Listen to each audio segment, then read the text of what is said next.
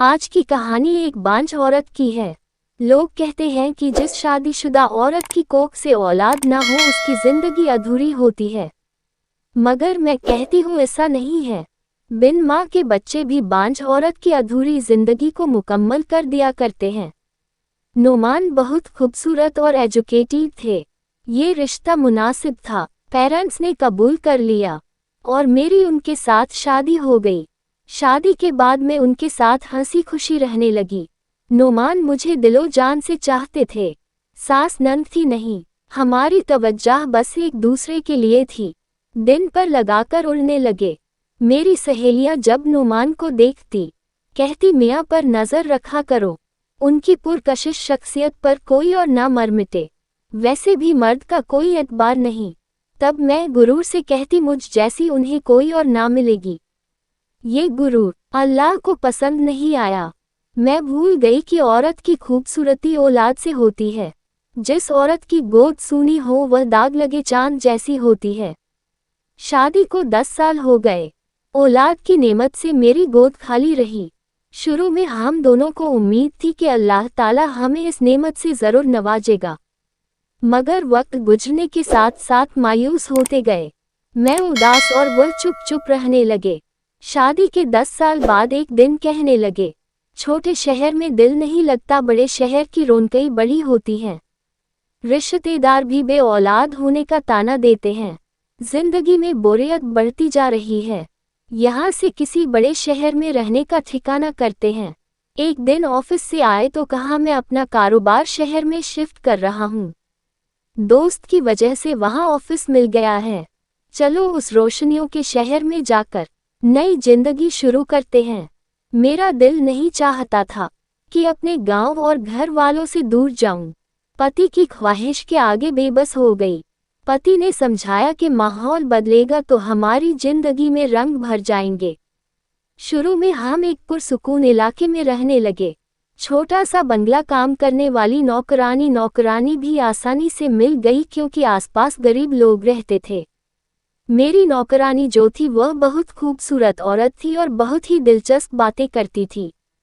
सुबह सवेरे आ जाती और शाम तक मेरे पास रहती।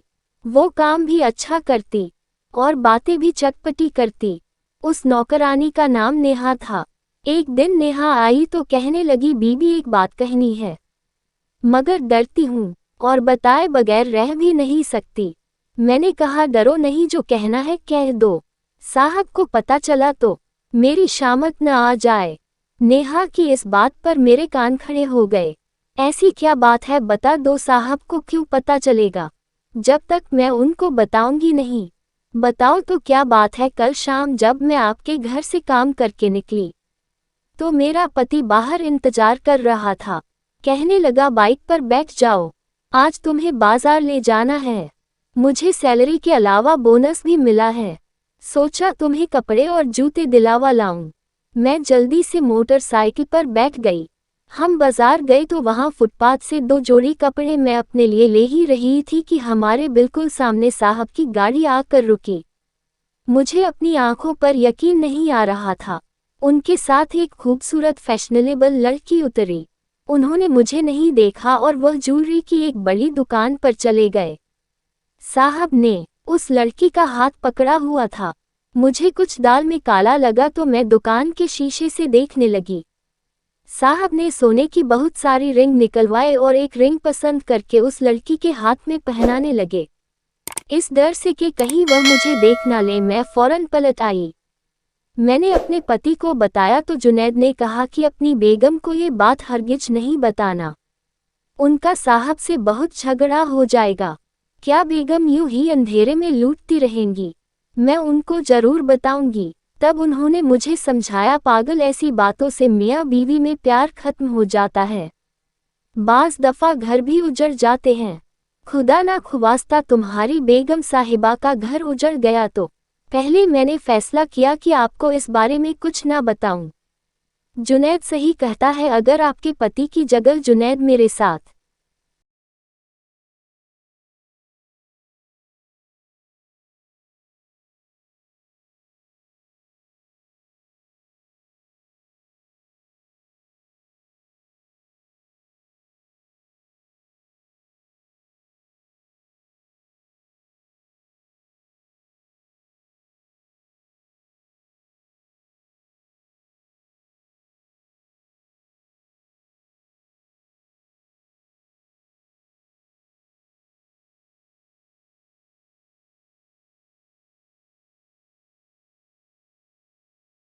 धोखा करता तो क्या मैं उसे माफ कर देती। रात भर परेशान रही। सुबह फैसला किया कि मैं आपको जरूर बताऊंगी, ताकि वक्त गुजारने से पहले आप अपनी जिंदगी को बचाने की तदबीर कर ले। ऐसा ना हो पानी सर से ऊंचा हो जाए। जहां मैं नेहा की शुक्रगुजार थी, वही सख्त सदमे में भी थी। मैं सोच भी नहीं सकती थी कि नुमान भी मुझे धोखा दे सकते हैं। गुमान हुआ कि जरूर नेहा की आंखें धोखा खा गई है। रात को नुमान घर लौटे तो मैंने उनको आड़े हाथों लिया। उनसे झूठ भी नहीं बोला जा रहा था। वह घबरा गए और हकलाने लगे जब मैंने कसम खाकर कहा कि अगर सच नहीं बताया तो मैं जान दे दूंगी। तब उन्होंने बताया कि हाँ, एक लड़की मेरे ऑफिस में काम करती है। वो मुझे पसंद आ गई है। मैंने उससे शादी करनी है। वो एक गरीब घराने की जरूरतमंद लड़की थी। मैं चाहता था कि तुम्हें पता ना चले। मैं तुम्हें सदमा पहुंचाना नहीं चाहता था। अब पता चल गया है तो तुम्हारी मर्जी से उसे घर लाना चाहता हूँ। मुझ पर तो जैसे बिजली गिर गई। मैं सोच भी नहीं सकती थी कि नुमान मुझसे बेवफाई करेंगे।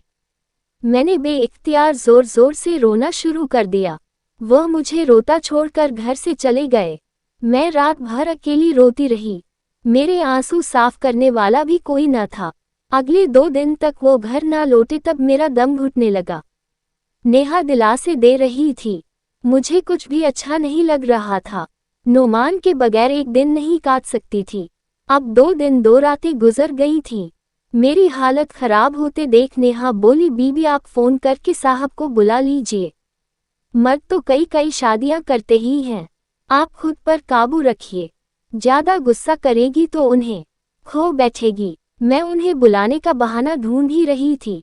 लगता था नहीं आएंगे तो मर जाऊंगी। फोन मिलाया, मैंने हेलो कहा और हेलो कहते ही फूट फूट कर रोने लगी। उन्होंने कहा अगर हौसले से मेरी बात सुनो तो मैं अभी आ जाता हूँ। बोलो क्या सुन लोगी? हाँ सुन लूंगी, मगर फौरन आ जाए। और मेरे होठों से ये अल्फाज अदा हो गए। 1 घंटे में वो आ गए। गाड़ी का हॉर्न सुनते ही मुझे लगा कि जैसे मेरे बदन से निकली रूह दोबारा से वापस आ गई हो।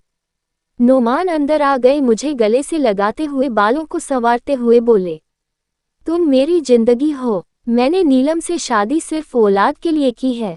दूसरी शादी का फैसला मैंने खुशी से नहीं किया है। अल्लाह ताला ने इस शहर में मेरे कारोबार में बहुत तरक्की दी है, तो बहुत पैसा आने लगा। कोई इस दौलत का वारिस तो हो जो हमारे बुढ़ापे का सहारा बने। पगली, मैंने नीलम से शर्त रखी है कि हमारी जो पहली औलाद होगी वह मेरी पहली बीवी नाइला की होगी। इस तरह तुम्हारी प्यासी ममता को सुकून मिल जाएगा और मुझे वारिस मिल जाएगा। यकीन करो, मेरे और तुम्हारे प्यार में कोई कमी नहीं आएगी, बल्कि यह और बढ़ जाएगा। नीलम की हैसियत मेरे लिए ज्यादा नहीं होगी और तुम्हारी हैसियत उसकी मलका की तरह है। ये सारी कहानी सुनकर मैं खामोश हो गई। अब कहने सुनने को बाकी ही क्या था। नुमान शादी कर चुका था। मेरी मर्जी से क्या फर्क पड़ता। मुझे ये सोचकर ही दहशत हो रही थी, अगर नुमान इस घर से चला गया तो मैं इस घर में क्यों कर सांस ले पाऊंगी। इन तन्हा रातों के अंधेरे तो मुझे निकल जाएंगे। बिल आखिर मेरा शरीके जिंदगी नीलम को घर ले आया। दिल पर जो गुजरे सो गुजरी, अब समझौता करने में ही आफियत जानी। मैं बूढ़े माँ बाप पर बोझ नहीं बनना चाहती थी। नीलम को ऊपर का कमरा दे दिया गया, मगर नुमान ने मुझे नज़रअंदाज न किया। मुझे पहले से भी ज्यादा मोहब्बत दी। मैं बच्चे की पैदाइश का इंतजार कर रही थी, कब मेरे पति की औलाद मेरी गोद में आए। अपने पति से अभी भी मैं बहुत मोहब्बत करती थी। वह दिन भी आ गया जब नीलम अस्पताल चली गई। इस दौरान नुमान ने मुझे बच्चे के इतने ख्वाब दिखाए, मुझे लगा कि मेरी अपनी गोद आबाद होने वाली है। जितने दिन नीलम अस्पताल रही उतने दिन नुमान घर आना भूल गए। 7 दिन तक मैं बंगले में अकेली उनका इंतजार करती रही। 1 हफ्ते बाद वह आ गए।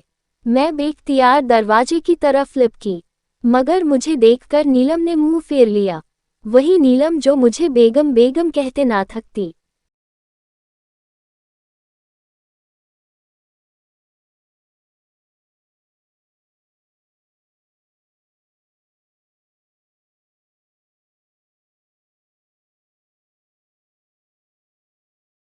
थी। वो दोनों कमरे में चले गए। मुझे नोमान की आवाज़ सुनाई दी, नीलम बच्चे को मुझे दो ताकि मैं उसको उसकी बड़ी अम्मी की गोद में दे दूं। वो हफ्ते भर से इंतजार कर रही है, मगर मेरी सौतन ने ये कहकर जैसे मेरे सीने में तेज खंजर उतार दिया, मैं अपने बच्चे पर इस बांझ का साया भी नहीं पड़ने दूंगी। मैं सुन होकर रह गई। नोमान बेबस हो गए, मेरे पास आए और हल्की आवाज में बोले, असल में मुन्ने के दूध पीने का वक्त है, वह दूध पी लेगा तो मैं मुन्ने को तुम्हारे हाथ में लाकर देता हूँ। मुन्ने के होने से पहले तो नोमान इंसाफ से मेरे पास आते थे, मगर मुन्ने की पैदाइश के बाद वह आधी रात के बाद बेदिली से कमरे में आने लगे। कहते मुन्ना सो नहीं रहा था, मैं उसे बहला रहा था। कुछ दिनों बाद नीलम अपने मायके चली गई। मैं खुश थी कि अब नोमान उसकी गैर मौजूदगी में वक्त मेरे साथ गुजारेंगे, मगर मेरी उम्मीदों पर पानी फिर गया। फिर से वो सीधे उधर चले जाते। कहते मुन्ने की याद सता रही थी, एक नज़र देख लूं तो घर जाऊं। यूं वो आधी रात को घर पहुंचते। नीलम वापस आ गई और वो रोज शाम को बाहर जाते। मुझे नोमान कहते, आज मुन्ने को दवाई दिलानी है, आज मुन्ने के कपड़े लाने हैं, आज उसे उसकी नानी से मिलने ले जाना है। मैं इंतजार करती रह जाती और ये नीलम की माँ के घर से खाना खाकर ही लौटते। रफ्ता रफ्ता उन्होंने मेरे साथ झूठी मोहब्बत भी दिखानी छोड़ दी। अगर कभी मुझे बाहर ले जाते तो बार बार घड़ी देखते, कहते जो खरीदारी करनी है जल्दी कर लो, घर में नीलम और मुन्ना अकेले हैं, कहीं उनको हमारी जरूरत ना पड़ जाए। बच्चा छोटा है, नीलम अकेले उसका ख्याल नहीं रख सकती। मुन्ना पाँव पाँव चलने लगा। मेरा दिल चाहता कि उसे गोद में उठा लूं, उसके नन्हे नन्हे बदन से अपनी गोद को भर लूं। कभी भूल से उठा लेती तो सौतन उसको मेरे हाथों से उचक लेती। लगातार तन्हाई ने मुझे ज़हानी मरीज बना दिया। पहले तो किसी ने मेरी ज़हानी हालत पर तवज्जो ना दी, जैसे इस मुकम्मल फैमिली में मैं फालतू चीज़ थी। मगर जब मुझ पर दौरे पड़ने लगे तो मुझे मायके भिजवा दिया। माँ बाप मेरा हाल देखकर रोने लगे। मुझे ज़हनी अमराज के डॉक्टर के पास ले गए। रफ्ता रफ्ता मेरी हालत बेहतर होने लगी और डॉक्टर ने मुझसे कहा कि आप नोमान को भुलाने की कोशिश करें। वह तलाक दे तो ले ले, दूसरी शादी करें और नई जिंदगी शुरू करें, यही आपके दुखों का इलाज है। मैंने कहा, मैं नोमान से तलाक नहीं लूंगी, और अगर वह तलाक दे भी तो मुझसे कौन शादी करेगा, और मुझे जो दर्द मिला है अब दूसरी शादी का ख्याल भी नहीं कर सकती। कुछ दिनों बाद एक लिफाफा पोस्टमैन ने ला कर दिया। नोमान की तरफ से तलाकनामा था और वजह मुझे ज़हनी मरीज बताया था।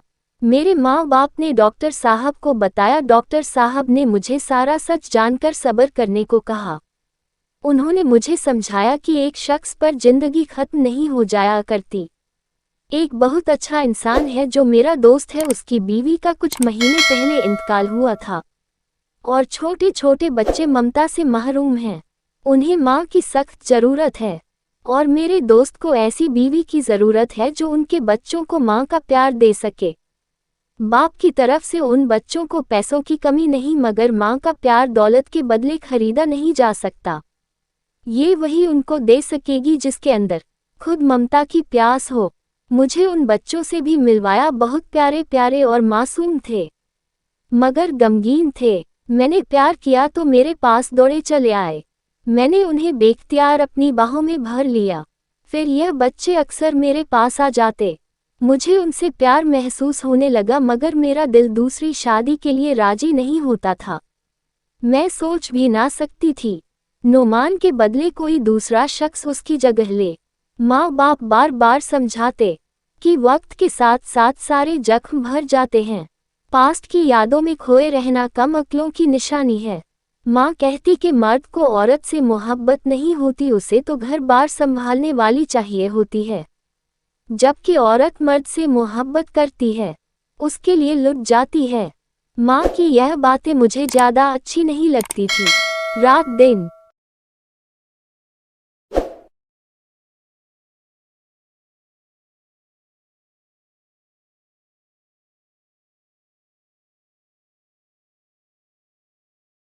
सोचती थी कि आखिर नोमान ने मुझे तलाक क्यों दी। शादी तो उसने कर ही ली थी, मुझे अपने नाम से तो महरूम न करता। दिल में ख्याल आता कि उसे भूल जा, मगर मेरे लिए यह बहुत मुश्किल था। उसे कैसे भूल सकती थी, जिसके लिए मैंने पहला मेकअप किया था। उसने पहली बार मेरा घूंघट उठाया था। माँ बाप देख देख कर कुर्ते थे और मैं उसी के ख्यालों में गुम रहती थी, जो मेरी रूह में समाया हुआ था। बिल आखिर उन्हीं बच्चों ने ही मुझे उन सोचों से निकाला। उन्हें डॉक्टर साहब मुझसे मिलाने हमारे घर लाते थे। उनके बारे में सोचने लगी थी, वो नहीं आते तो उदास हो जाती। डॉक्टर ने अपने पेशे का हक अदा कर दिया। मैं फिर से नई जिंदगी की तरफ लौट आई, ऐसी जिंदगी जो बेमकसद नहीं थी। इसका कोई मकसद था। औरत बांझ हो तो मर्द को इख्तियार है कि वह दूसरी शादी कर ले या उसे तलाक के कागजात थमा दे, लेकिन मर्द अगर बांझ हो तो औरत क्या करे। वालिद साहब ने एक फैसला कर लिया और मेरे लिए ज़ैद को पसंद कर लिया। मैं उनके आंसुओं के सामने सर झुकाने पर राजी हो गई और वो घड़ी भी आ गई कि मैं नोमान की यादों को दिल में लिए ज़ैद की मनकूहा बन गई और उसकी 3 बच्चों की मां का रूप धार लिया। बच्चों की मासूमियत ने अपनी बातों से मेरे अंदर शहद घोलना शुरू कर दिया। ज़ैद बहुत अच्छे इंसान थे। जब मैंने उनके बिन मां के बच्चों को सीने से लगा लिया, वो मेरे कदमों में बैठ गए, इतने शुक्रगुजार हुए और मेरी ममता को उनकी मासूम बातों ने सैराब कर दिया था और वो मुझे मां समझ बैठे। और मुझे भी ये महसूस नहीं हुआ कि ये मेरे बच्चे नहीं हैं। जहाँ जाती हूँ मेरे ये बच्चे मेरे साथ जाते हैं। मैं उनके बगैर नहीं रह सकती और ना बच्चे मेरे बगैर रह सकते हैं। वो खुशी जिसके लिए मैं तरस रही थी, ज़ैद के बच्चों ने पूरी कर दी है। अब मैं बांझ रही हूँ ना, ज़ैद के बच्चे बिन माँ के कहलाते हैं। हर औरत के अंदर एक माँ छुपी हुई होती है।